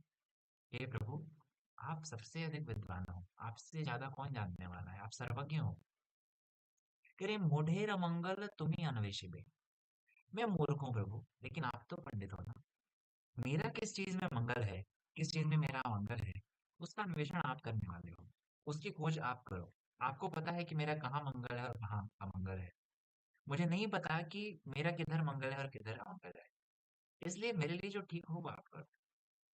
ठाकुर जी के निकट जाने की ये प्रार्थना करनी चाहिए, ना कि ये प्रार्थना करनी चाहिए कि प्रभु ऐसा कर दो बस, करने से आप ही का भला है, जो होगा मैं तो आपकी सेवा करूंगा। नहीं, ऐसा नहीं। हमारा किसमें मंगल है हमें नहीं पता, और देखो ऐसा करने से ना जो सेटिस्फेक्शन मिलेगा उसका कोई तुलना नहीं है, बहुत आनंद आएगा। फिर जीवन में कुछ मिला तो ठीक, नहीं मिला तो ठीक। क्यों? क्योंकि फिर हमें ये इस बात का विश्वास रहेगा कि हमारे लिए जो ठीक था ठाकुर जी ने वही किया। ठीक है, इस चीज को ध्यान में रखते हुए ऐसी प्रार्थना करनी चाहिए। उसी को यहाँ पे कह रहे हैं। अच्छा, मैंने एक कीर्तन के अंदर 3-4 अलग अलग कीर्तन आप लोगों को बताता हूँ, तो आप लोग कोशिश किया करो कि उन कीर्तनों को भी देखा करो, वरना ये सोचोगे कि उस कीर्तन पे जब टाइम आएगा तब उसको देखेंगे, वैसे 1.5 साल लग जाएगा। ठीक है, तो जब 2 कीर्तन बताए या 3 एक कीर्तन में, तो उसको पॉइंट वाइज लिख लिया करो, बाद में किताब खोल के खुद भी देखा करो। ठीक है, अंत में ना एक श्लोक बताऊंगा, उसको तरुण प्रभु, एक श्लोक था जिसको आपने पहले जीवाईएफ में भेज रखा था, आचार्यात पादमादत्ते पादम शिष्यम स्वमेधया कालेन पादमादत्तम 1/4 वाला। ठीक है, उसको जरा चैनल में शेयर कर दो या यहाँ चैट में शेयर कर दो, उस पर हम अंत में चर्चा करेंगे। हाँ, तो कह रहे हैं उसी बात को यहाँ भी कह रहे हैं, एहे न दसाया अहे तो की कृपा तुम्हारा पाई बहरी, कि प्रभु अभी ऐसी हमारी स्थिति है ना कि हम ना तो हमारा आचरण ठीक है, स्वयं को साधु मान करके हम अपना आचरण हमें लगता है कि हमने साधु वेश धारण किया तो हम बिल्कुल अब ठीक है, और हम दूसरों को उपदेशित कर रहे हैं। असत्संगी हैं हम, भक्ति के अनुकूल कोई भी कर्म कर नहीं रहे, असत्संग जिस प्रकार का है उसको विसर्जित नहीं कर रहे, धैर्य हमारे पास है नहीं, साल 2 साल 4 साल हरिनाम करते हुआ लेकिन हमें लगता है कि करने से क्या ही हो जा रहा है। भक्ति में विश्वास, गुरु में निष्ठा हमारी है नहीं, गुरु जी को हम वर्तमान रखे हैं, हमें लगता है कि गुरु जी कैसे हैं, हमारे जैसे ही हैं। भजन में कोई उत्साह नहीं, भगवान की सेवाओं में कोई उत्साह नहीं, एक तो हमारा शरीर ऐसा है, हमारी बुद्धि ऐसी है, उसमें भी उत्साह बिल्कुल नहीं है, संसार के कार्यों में हम बहुत उत्साही हैं। तो प्रभु ऐसी स्थिति में क्या है, कह रहे हैं इन्हें न दसाया, ऐसी स्थिति में ऐसी दशा में अहेतुक की कृपा, प्रभु आपकी अहेतुक की कृपा को ही प्राप्त करके कुछ हो सकता है। अहेतुक की कृपा तुम्हारा पाई बहारी, कि प्रभु जब आपकी हम अहेतुक की अर्थात बिना किसी हेतु की जो कृपा होगी, बिना किसी पर्पस के, पर्पसलेस, कॉजलेस जिसे कहते हैं, ऐसी यदि कृपा आप हम पे कर दो, तो कह रहे हैं श्री गुरु आश्रय डाकी बतोमाए, कबे बा मिनती करी, कि कब ऐसी स्थिति होगी प्रभु कि हम श्री गुरु आश्रय, अर्थात देखो एक चीज है बहुत बड़ी, भक्ति की स्थिति, भक्ति भजन की स्थिति या ऐसा कहो जो कि सिद्धि की स्थिति को भी लक्ष्य करते हुए यदि कोई बात कहे ना, वहां भी गुरु आश्रय को नहीं छोड़ते हैं, इस चीज को हमेशा याद रखना। एक बड़ा सुंदर श्लोक आता है गुरु जी को प्रणाम करने के लिए, जो लोग ठीक से गीति गोचारी पढ़ते होंगे या कथाओं को सुना होगा, उसमें कहते हैं राधा सन्मुख संसक्तिम सखी संग निवासिनी तामहम सततम वंदे गुरु रूपम पराम सखिम, कहते हैं कि राधा सन्मुख संसक्तिम, कि जिनकी संसक्ति, जिनकी आसक्ति श्रीमती राधा रानी के निकट है, जिनकी पूरी पूरी आसक्ति, पूरी निष्ठा श्रीमती राधा रानी के चरणों में है, राधा सन्मुख संसक्तिम सखी संग निवासिनी, जो सखियों के संग रहने वाली है, हमेशा जो भगवान की श्रीमती राधा रानी की जो सखियां हैं उनके निकट वास करते हैं, इस जगत में रह के भी, कह रहे हैं ताम अहम सततम बंदे, उनको मैं सतत प्रणाम करता हूँ, प्रणाम करती हूँ, क्या, गुरु रूपाम पराम सखी, गुरुदेव रूपी जो वो भगवान के सबसे प्रिय सखी हैं, राधा रानी की जो सबसे प्रिय सखी हैं, कहते हैं ना मुकुंद प्रेष्ठत्वे स्मरम मनम, कहते हैं ना गुरुदेव को किस प्रकार से स्मरण करो, मुकुंद का प्रेष्ठ समझ के, भगवान के सबसे निकट सबसे प्रिय यदि कोई है तो गुरु जी हैं, इस बात को समझ करके तो कह रहे हैं कि गुरु रूपाम पराम सखिम, कि गुरुदेव के रूप में वो जो सबसे प्रिय सखी है श्रीमती राधा रानी की, उनको मैं प्रणाम करता हूँ, अर्थात वहां जाकर भी गुरुदेव को नहीं छोड़ना है, इस चीज को समझो, उनके आश्रय में रह के भजन करना है। हमारी जो फिलॉसफी है ये किसी प्रकार से मायावादी की फिलॉसफी नहीं है, जहाँ पे हमारी गुरु से तब तक संबंध है जब तक हमारा ब्रह्म साक्षात्कार ना हुआ, ऐसी स्थिति नहीं है, वहां जाके भी हमें इन्हीं के चरणों में रहना है। कह रहे हैं श्री गुरु आश्रय डाकी वे तुम्हारे, कि प्रभु ऐसा कब होगा कि जब हम गुरुदेव के आश्रय में होकर के और आपको पुकारेंगे, आपको आवाज लगाएंगे, कबे बा मिनती करी, और आपके निकट प्रार्थना, मिनती मतलब होता है प्रार्थना, कि कब होगा ऐसी स्थिति हमारी कि जब आप हम पे कृपा करोगे और हम गुरुदेव के आश्रय में होकर के आपसे प्रार्थना करेंगे, क्या प्रार्थना करेंगे, ये प्रार्थना क्या, भजने उत्साह भक्ति पे विश्वास प्रेमला के धैर्य, साथ साथ में बोलो, भजने उत्साह भक्ति ते विश्वास प्रेमला हे धैर्य धा, भक्ति अनुकूल कर्म प्रवर्तन, भक्ति अनुकूल कर्म प्रवर्तन, असत्संग विसर्जन, सत्संग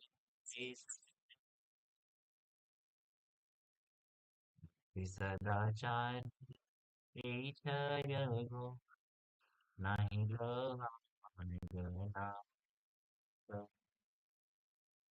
सदाचार इचर गुण नहीं दामना के मने भजीव तुम्हारा चरण के मने भजीव तुम्हारा चरण छाड़िया माया रसा छाड़िया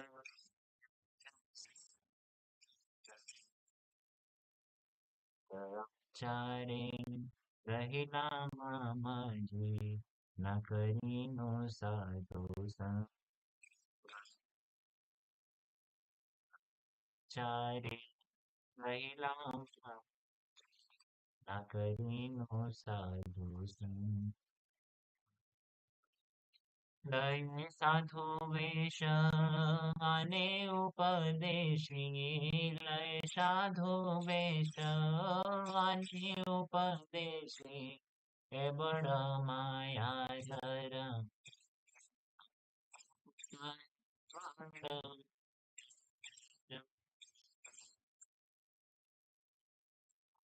धर साय अहेतु की कृपा तुम्हारा पाई बह साय अहेतु की कृपा तुम्हारा पाई बह श्री गुरु आश्रये डाकी बतो माया श्री गुरु आश्रये डाकी बतो माया कबे वामी नते कबे वामी नते साह भक्ति ते विश्वास विमला में धैर्य भक्ति अनुकूल कर्म प्रवर्तन भक्ति अनुकूल कर्म प्रवर्तन असत्संग विसर्ग सत्संग विसर्ग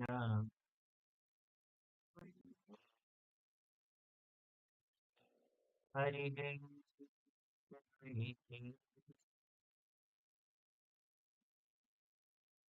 भक्ति विनोद ठाकुर भक्ति विनोद भक्ति विनोद ठाकुर भक्ति।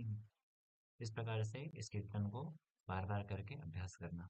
तो क्या प्रार्थना कर रहे थे? कबे वा मिनती करी श्री गुरु आश्रय डाकी बतोमाए, यही सारी प्रार्थना थी जो हमने किया।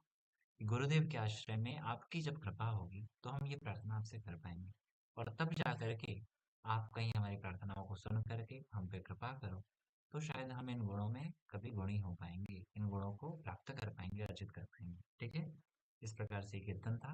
मुझे लगता है सबको समझ आ गया होगा श्लोक, ये कीर्तन। अभी किसी का कोई प्रश्न हो तो पूछना शुरू करो फटाफट, क्योंकि एक चीज तो मुझे और बताना था, वो पहले मैं बोल लेता हूँ फिर आप बोलना।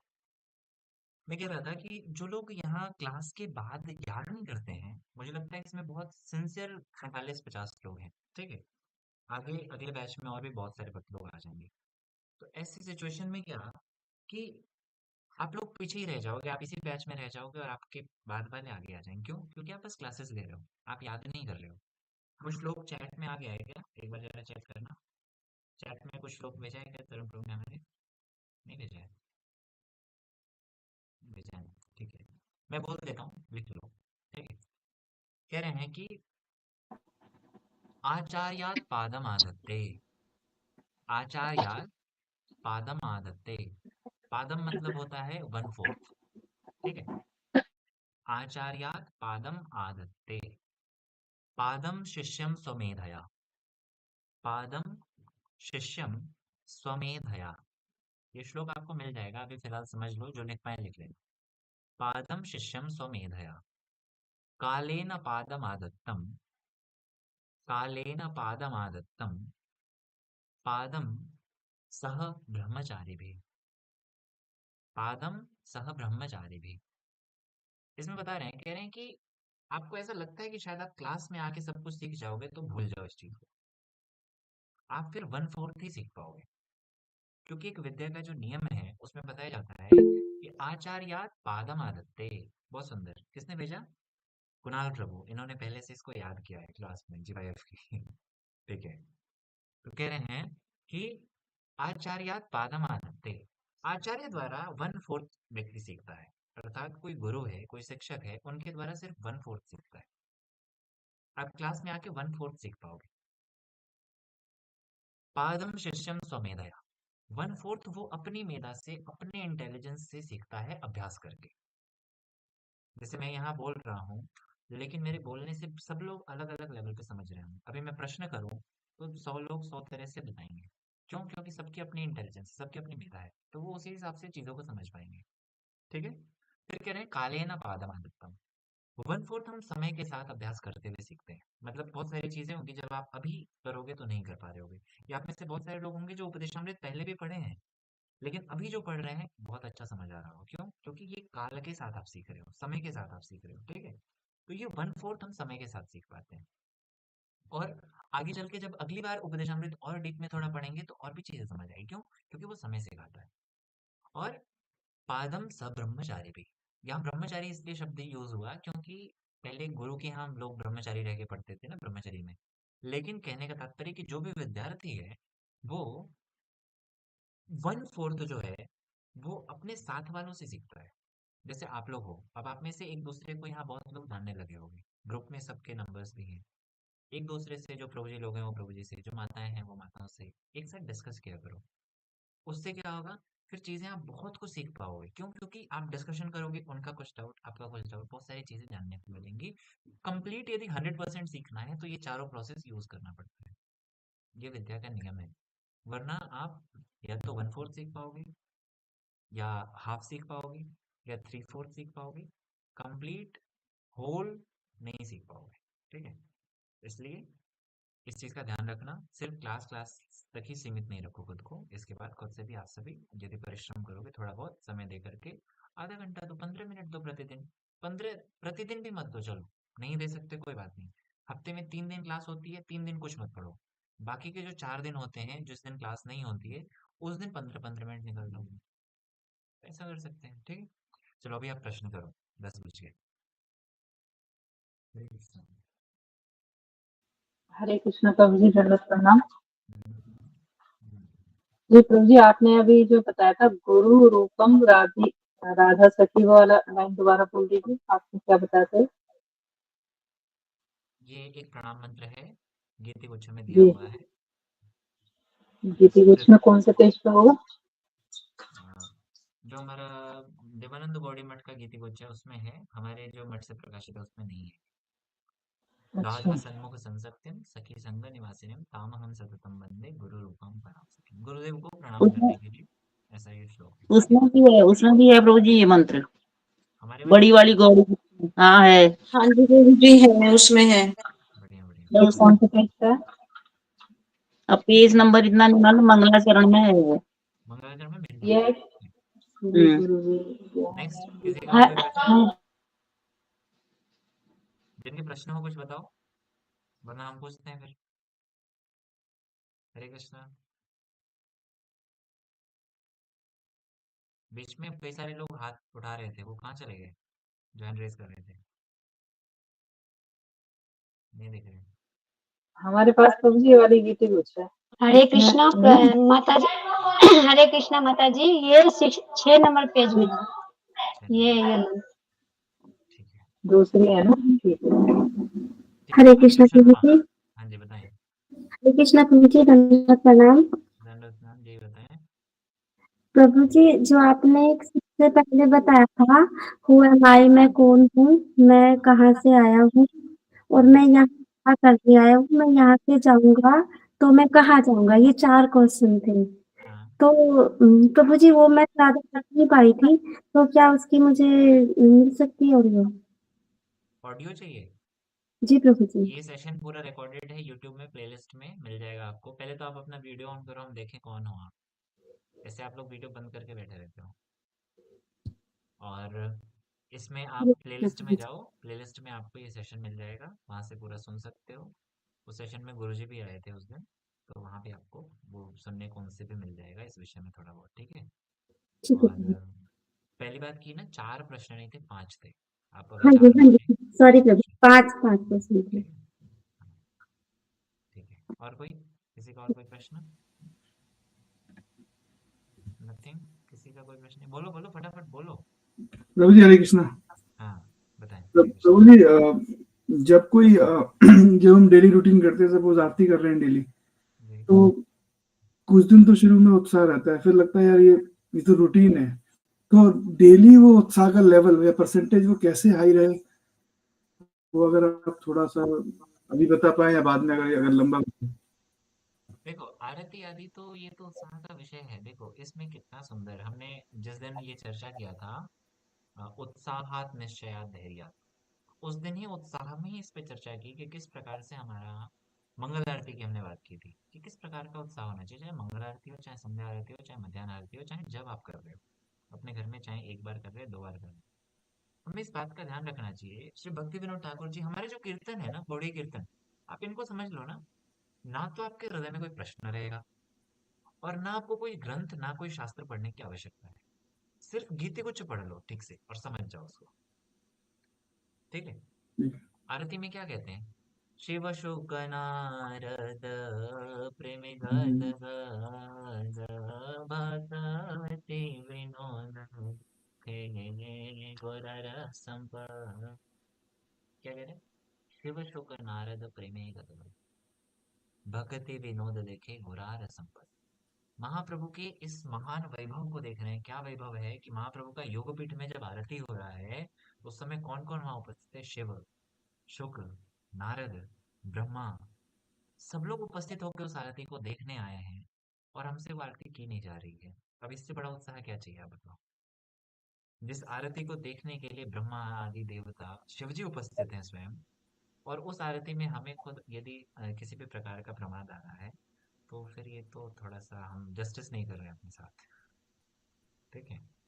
इसलिए ये कीर्तन ही खुद में, यदि हम इन कीर्तनों को सुने और समझें और याद रखें, आवश्यकता है कि ये कीर्तन हमें याद रहें। याद नहीं रहेंगे तो फिर जब प्रमाद आएगा तो हमारा मन समझा नहीं पाएगा, हमारा मतलब हमारी बुद्धि हमारे मन को नहीं समझा पाएगी। यहाँ यही मैकेनिज्म काम करता है। जब आपको ये कीर्तन याद रहेंगे ना, ये श्लोक आपको याद रहेंगे, तो उस समय क्या होगा कि जैसे ही आपको मन जहाँ गेम खेलना शुरू करता है, बुद्धि समझाती है उसको, विवेक समझाता है कि नहीं ये ठीक नहीं है, ऐसा नहीं करना है। क्यों? क्योंकि जब कीर्तन याद रहेगा तब तो, याद ही नहीं रहेगा तो फिर क्या समझाओगे? ठीक है। ठीक है। इसलिए आरती याद होनी चाहिए। यदि हमारी आरती सिर्फ याद हो जाए ना, देखो हमारी जो आरती है ना, इसमें कुछ भी भगवान से मांगा नहीं है। संसार में कितनी आरतियां आप लोग सुनते हो ना, उसमें क्या क्या मतलब, चाहे भगवान से मांगना तो छोड़ो, अंत में आके तो आरोप ही कर देते हैं। उसे आरोप सिद्ध भक्ति कह लो, तेरा तुझको अर्पण, क्या लागे। लेकिन हमारे यहाँ कुछ नहीं अर्पण करना, हमारे यहाँ सिर्फ उसकी महिमा को ही बता रहे हैं पूरे आरती। बसिया गोरा चांद रत्न सिंहासन, आरती करे न ब्रह्मा देव। बताओ, जिस आरती को करने के लिए ब्रह्मा आदि देवगण उपस्थित हैं, रत्न सिंहासन पे स्वयं गौरचंद्र विराजमान है, उस आरती को करने में हमें क्यों प्रमाद आ रहा है? क्योंकि हमारी अभी ऐसी बुद्धि हुई नहीं है कि क्या इस आरती की इतनी महिमा है। हमें ऐसा लगता है, देखो जब हम आप में जैसे हमारे जो गृहस्थ भक्त लोग हैं उनकी क्या समस्या, घर में आरती करने में ही प्रमाण आता है। आप जब मठ आओगे ना, आपको कोई प्रमाण नहीं, आप सबसे ज्यादा उत्साही होगे। क्यों? हमें ऐसा लगता है ना, हमारी दिक्कत क्या है कि हमारे घर में जो ठाकुर जी हैं और मठ में जो ठाकुर जी हैं, हम ना उनको अंतर मानते हैं। हमें लगता है मठ वाले ठाकुर जी असली ठाकुर जी हैं, घर वाले तो हमारे घर के हैं। ऐसा नहीं, जो मठ में है वो घर में है, आपके घर में भी जो है वो भी वही कृष्ण है जो मंदिर में है। जो वृंदावन में बांके बिहारी, जो वृंदावन में राधा दामोदर है, वो ही राधा दामोदर ही आपके घर में है। इस चीज को समझो, भगवान में भेद नहीं रखो। हमारी समस्या क्या है, हम विग्रहों में भेद कर लेते हैं कि ये है, ये वो है, वो है, इस प्रकार से। यद्यपि किस विग्रह की किस आचार्य ने सेवा की है उससे उसकी महिमा है। जैसे आज के समय में देखो, सबसे ज्यादा महिमा किसी ठाकुर जी की देखोगे और सबसे ज्यादा किसी का वैभव देखोगे तो वो मिलेगा श्री राधा गोविंद का। जयपुर में एक एक आरती में हजारों हजार लोग खड़े होते हैं। एकादशी के दिन तो 5-7 हजार 10 हजार लोग मंगल आरती में 4 बजे मिलते हैं। ऐसी भीड़ होती है। तो उनकी महिमा उस पर डिपेंड करती है, और खाली भीड़ की नहीं, हर प्रकार की सेवा पद्धति में भी। तो ये मैटर करता है किस आचार्य ने उनकी सेवा की। जैसे उनकी सेवा रूप गोस्वामी पाद जी ने की, तो उनका वैसा वैभव भी है। गोपाल भट्ट गोस्वामी पाद जी ने राधा रमण की सेवा की, उनका वैसा वैभव है। राधा दामोदर की सेवा जीव गोस्वामी पाद जी ने की, उनका वैसा वैभव है। लेकिन गुरुजी ने, हमारे श्री राधा विनोद बिहारी जी के परम गुरुजी ने सेवा की, तो उनका भी वैसा वैभव है मठ में। लेकिन हमारी समस्या क्या है कि हमारी अपने ठाकुर जी जो घर में है उनमें गौरव बुद्धि नहीं है। हम्म, हमें लगता है कि हमारे घर के खेत की, अपने खेत की मोदी है। इस कारण से हमें प्रमाद होता है। समझ आ रहा है? दिक्कत यहाँ पर हो जाती है। इसलिए ये भेद नहीं मानना चाहिए। अपने ठाकुर जी को अगर ऐसा ही भेद लगता है तो अपने ठाकुर जी का बहुत सारे लोग नामकरण करते हो, विनोद बिहारी जी के नाम पे उनका नामकरण करो। ऐसा समझो कि वो विनोद बिहारी और ये विनोद बिहारी में कोई भेद नहीं है। वो राधा गोविंद में और हमारे घर में जो राधा गोविंद है, कोई भेद नहीं है। ये भी उन्हीं रूप गोस्वामी पाद जी के सेवित है। हमें इस बात देखो, आपको क्या लगता है, हम हमारे द्वारा दिया गया जो भी सेवा है क्या ठाकुर जी ग्रहण करते हैं? साफ बताया, जो अभी माता जी ने कीर्तन किया उसमें बताया कि षडंग शरणागति हरिवे जहार, तहार प्रार्थना सुने श्री नंद कुमार। तो किसी दिन हम इस पे बहुत अच्छी चर्चा करेंगे। तो इसमें बताया कि जिनकी षडंग शरणागति है उन पे ही, उनकी ही प्रार्थनाओं को नंद कुमार सुन रहे हैं, भगवान सुन रहे हैं। तो आपको लगता है कि आपके द्वारा जो दिया गया भोग है, भगवान ठीक ठीक रूप में उसको ग्रहण कर रहे हैं? आप भोग लगाए, आपने प्रार्थना करी, लेकिन क्या आपको लगता है वो भोग ठाकुर जी ग्रहण करेंगे? तब तक नहीं ग्रहण करेंगे जब तक वो भोग आप गुरुदेव के माध्यम से, श्री रूप गोस्वामी पाद जी के माध्यम से समर्पित ना करो। क्यों? क्योंकि उनकी प्रार्थनाओं को सुनेंगे ना। हमारी प्रार्थना हमारे गुरु जी तक जा सकती है। गुरु जी हमारे को सुनने के लिए इस जगत में आए हैं, उपस्थित हैं। आप फोन करके सुना दो, आप मिल के सुना दो, आप उनसे प्रार्थना करके मन में ही प्रार्थना करो, गुरु जी समझ जाते हैं। जिन लोगों ने अच्छे से इस चीज को देखा किया होगा वो अनुभव भी कर पाते होंगे कि वास्तव में गुरु जी प्रार्थनाएं सुनते हैं। ठीक है? कहने का तात्पर्य कि हमारी पहुंच हमारे गुरु जी तक है, हमारी पहुंच भगवान तक है नहीं। इसलिए, लेकिन गुरु जी की पहुंच भगवान तक है, क्योंकि अभी हमने सुना ना, मुकुंद प्रेष्ठत्व, मुकुंद के प्रेष्ठ हैं, मुकुंद के प्रिय हैं। तामहम सततम वंदे गुरु रूपम पराम सखी। जो गुरु रूप पराम सखी, सबसे प्रिय सखी है हम। इसलिए उनसे यदि प्रार्थना कराएं, वो भोग निवेदन करें, तो फिर ऐसी स्थिति में तो बहुत अच्छा है, फिर तो भगवान ग्रहण करेंगे ना। तो हम ये मान लेते हैं कि ये हमारे ठाकुर जी और हमारे सेवित हैं, इसलिए हमें प्रमाद आता है। हम ये मान लें कि ये गुरु जी के ठाकुर जी हैं और हम गुरु जी की सेवा के लिए इनको अपने घर में रखे हैं और इसलिए सेवा कर रहे हैं, तो फिर बड़ा आनंद आएगा। और हम क्या उनको घर में रखे हैं, हम उनके घर में रह रहे हैं, ऐसी भावना रखें। ठीक है? फिर कभी ठीक प्रमाद नहीं आएगा। ये आपकी नहीं, बहुतों की समस्या होगी। ठीक है? आपने खुल के कहा, आपका स्वागत है। ठीक है, हरे ठीक कृष्ण। है, थैंक यू। और किसी का कोई प्रश्न तो नहीं है? प्रभु जी मैंने जो मैसेज में भेजा है ये वाला प्राणायाम मंत्र है क्या गुरु जी का? हाँ, यही भेजा है जो आपने बोली। गुरु जी यही है गीति उसमें तो हमारे यहाँ। ठीक है। नेक्स्ट माता जी कुछ बोल रहे थे, गौरव झा हरे कौन है? हरे कृष्ण प्रभु जी, दंडवत प्रणाम। धन्यवाद। प्रभु जी, अभी आपने बताया था उपदेशामृत के लिए, जो हम थोड़ा सा भी भक्ति करते हैं तो उपदेश देने लगते हैं, मतलब जब ये टीका गला में ये भी। तो प्रभु जी, मैं अपने लिए बता दूं, उपदेश तो मतलब छोटे छोटे बात को भी उपदेश समझेंगे फिर, क्योंकि जब हम नए नए भक्त होते हैं और दूसरा भक्त आता है तो घर में बहुत सारी परेशानियां ऐसी होती है जो जब एक दूसरे भक्ति से शेयर करते हैं तो फिर उसको मतलब उपदेश तो नहीं, लेकिन ये जैसे हम बीते हैं फिर कोई और बीत रहा है उस लाइन से, तो उनको ये बताते हैं ये सब ठाकुर जी पे छोड़ दो, ये सही हो जाएगा। तो ये भी एक उपदेश ही हुआ प्रभु जी, ये तो नहीं। देखो, हमारा एक और कार्य है, ऐसा नहीं, अब इससे बिल्कुल हतोत्साहित भी नहीं होना चाहिए। ठीक है? महाप्रभु ने एक और आज्ञा दी, कहते हैं कि आचार करो और प्रचार भी करो। लेकिन प्रचार बहुत आवश्यक है, लेकिन साथ के साथ आचरण करो। कहते हैं कि आचार करें के ना करें प्रचार, प्रचार करें के ना करें आचार। जीवाई क्लासेस से कोई है तो इस श्लोक को सुनाओ, इस प्यार को। कहते हैं कि कुछ लोग ऐसे होते हैं जो कि आचरण करते हैं और प्रचार नहीं करते हैं। हमें वैसा नहीं बनना। कुछ ऐसे होते हैं जो कि आचरण बिल्कुल नहीं करते, बस प्रचार ही कर रहे हैं, बस बोल रहे हैं, दूसरों को सिखा रहे हैं, दूसरों को सुना रहे हैं, क्योंकि हमने कहीं से सुन लिया। तो कहते हैं वो दोनों ही मुझे नहीं पसंद है। महाप्रभु किसको कह रहे हैं? नामाचार्य श्री हरिदास ठाकुर को। तो कह रहे हैं कि हरिदास तुम क्या करो? कह रहे हैं कि आचार प्रचार तुम्ही करम दोई कार्य, तुम्ही सर्व गुरु तुम्ही जगतेर आर्य। हे हरिदास, तुम आचरण करो और साथ के साथ प्रचार करो। इस तुम ही जगतेर गुरु, सर्व जगतेर आर्य, कि मतलब कि तुम समस्त आर्य अर्थात पूजनीय हो, तुम सभी के गुरु हो। इसमें भगवान आगे इसमें बताते हैं कि अमार आज्ञाएं गुरु हैया कारोली, कि मेरी ये आज्ञा है कि तुम आचरण करो। और गुरु होने से ये बिल्कुल नहीं समझना कि दीक्षा देने से तात्पर्य। गुरु होना मतलब कि किसी को उपदेश करना, लेकिन उस उपदेश करने की कंडीशन भी रखी है महाप्रभु ने। कंडीशन ये है कि खुद आचरण करना पड़ेगा, ठीक है, तब तो महाप्रभु प्रसन्न होते हैं। जी लेकिन हम प्रभु ये जी। सोचें कि हम आचरण करेंगे नहीं और हम दूसरों को बोलेंगे, वो ठीक नहीं है, ठीक है। और हम ये सोचें कि हम क्यों ही किसी को बोल रहे हैं, हम खुद ही आचरण करते हैं, तो वो भी ठीक नहीं है, ठीक है। ठीक? क्या प्रभु जी, समझ हरे कृष्ण। हरे कृष्ण। देखो ये ना अपने हृदय की समस्याएं हैं। हम जो ये उपदेश हम भी क्लासेस कर रहे हैं, जैसे अभी माता जी ने कहा, अभी हमारे विकास प्रभु ने कहा, ये सभी के हृदय में होगा। लेकिन आप लोग, कई लोग तो इसलिए नहीं बोलते कि बाकी सब सुनेंगे हम क्या बोलें। ये हमारे हृदय की स्थितियां हैं। इन्हीं को यहाँ पे डिस्कस करने के लिए इस तरह की क्लासेस हमने रखी हैं, कि जिससे हम सब मिलकर एडवांस हो सके भक्ति में, ठीक है। ऐसे आपकी भी अगर कोई ऐसी समस्याएं होती हैं, तो फिर उसको डिस्कस करने से आपकी दूर होगी और साथ के साथ दूसरों की भी दूर होगी। इसीलिए लास्ट में 15 मिनट का सेशन हम अलग से इसके लिए रखते हैं, ठीक है। कोई बहुत विशाल समस्या होगी जो मेरे से समाधान नहीं होगी, उसके लिए गुरु जी हैं, वो करेंगे, ठीक है। ठीक है, चलें फिर। जो लोग नवद्वीप जा रहे हैं जरा वो लोग रुक जाओ, बाकी सब लोग लीव कर जाओ मीटिंग, ठीक है। मैं रिकॉर्डिंग बंद करता हूँ। नवद्वीप जाने वाले रुक जाओ, बाकी लीव कर जाओ। अच्छा, वहां जाकर के क्लासेस होंगी रेगुलर, ठीक है, पिछली हरे चीजें कृष्ण। ही कवर होंगी। बाकी जो नहीं जा रहे हैं वो लीव कर सकते हैं, सुनना चाहें तो